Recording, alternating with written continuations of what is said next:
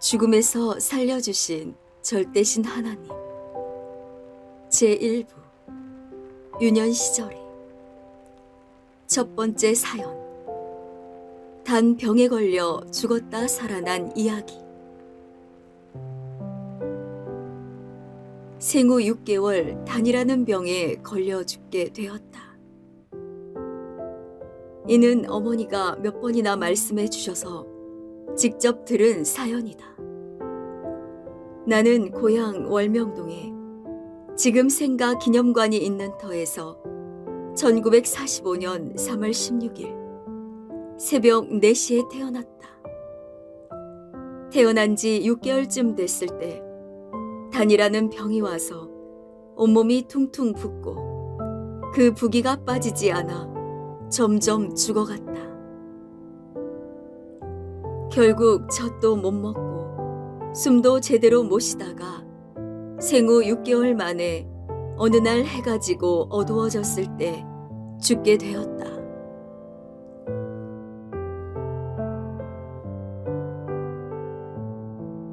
어머니는 아기가 혹시 죽게 되면 밤에 아무도 모르게 갖다 묻으려고 계획하고 묻을 수 있는 장소를 찾으러 초저녁에 집 근처를 돌아다녔다. 지금의 잔디광장 쪽으로 올라가다 보면 우측 골짝, 생가 뒷동산 골짝이 있다. 그 작은 골짝 중간쯤에 묻으려고 한 장소를 봐놓고 어머니는 다시 내려왔다. 당신은 할아버지와 할머니, 그리고 큰아버지와 큰어머니까지 한 초가집에서 같이 살 때였다. 모두 아이가 죽은 줄은 알았지만 그래도 갖다 묻는 것은 식구들이 모두 잠잘 때 하려고 한 것이다. 죽은 아기를 묻을 때는 항아리에 아기를 넣고 뚜껑을 덮은 후 땅을 1미터쯤 파서 묻는다. 그래서 집으로 돌아온 어머니는 아기가 들어갈 적당한 항아리를 구해다 놓았다.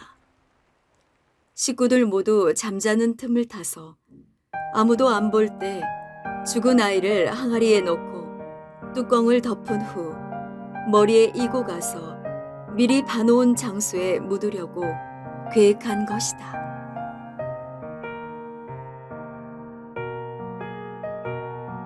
집으로 돌아온 어머니는 아기를 품에서 놓을 수가 없어 계속 끌어안고 울고 있었다. 저녁 무렵에 외할머니가 오셨다.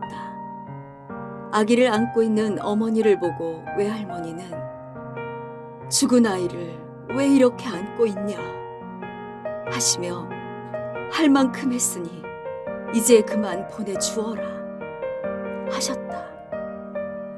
어머니는 흐느끼면서 내 자식을 어찌 내 손으로 묻겠어요 하며 아기를 꼭 안은 채 항아리 옆에서 눈물만 흘리고 있었다. 외할머니는 차마 뭐라고 더 이상 말을 못하시고 지켜만 보시다가 밤 9시가 넘어 아기를 덮어둔 혼이불을 그대로 싸서 항아리에 넣으셨다. 어머니는 그 항아리를 끌어안고 한참을 울었다. 그러다 어머니가 죽은 아이의 마지막 얼굴이라도 한번 더 보고 보내야겠다 생각하고 얼굴 쪽에 혼이불을 걷어젖혔다. 그때 아기 얼굴을 보니 아기가 눈을 떠서 까막까막하였다. 어머니는 깜짝 놀랐다. 죽은 아이가 눈을 다시 뜬 것이다. 그래서 즉시 항아리에서 아기를 꺼냈다. 아직 눈은 안 죽었구나. 몸은 차가운데 눈만 살았네.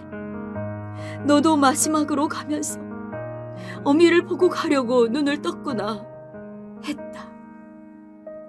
이미 아기 온몸이 얼음장이 되었기 때문에 어머니도 아기가 살아날 것을 포기했던 것이다. 다만 마지막으로 가면서 어미 눈을 보고 가려고 잠깐 눈만 살아서 떴다고 생각했다. 하지만 눈이라도 뜨고 있는 아기를 갖다 묻을 수 없으니 눈을 아주 감고 못 뜰 때까지 기다리고 있을 수밖에 없었다. 혹시 다시 살아나려나 하고 애간장을 태우며 쳐다보다가 다시 혼이불을 덮어 따뜻한 아랫목에 끌어당겨 놓았다. 그런데 아기가 캑캑 하는 소리를 냈다. 어머니는 깜짝 놀라 다시 아기를 들어 품에 안았다. 죽기 전에 눈을 한번 뜬 것이라고만 생각했는데 미약하지만 숨을 쉬고 있는 것이었다. 어머니는 외할머니를 향해 어머니, 아기가 숨을 쉽니다 했다. 그러자 외할머니는 뭐라고? 정말이냐? 네 정성이 죽은 아이를 살려나 보다 하시면서 어미 품에 안긴 아기를 보고 기쁨을 감추지 못했다.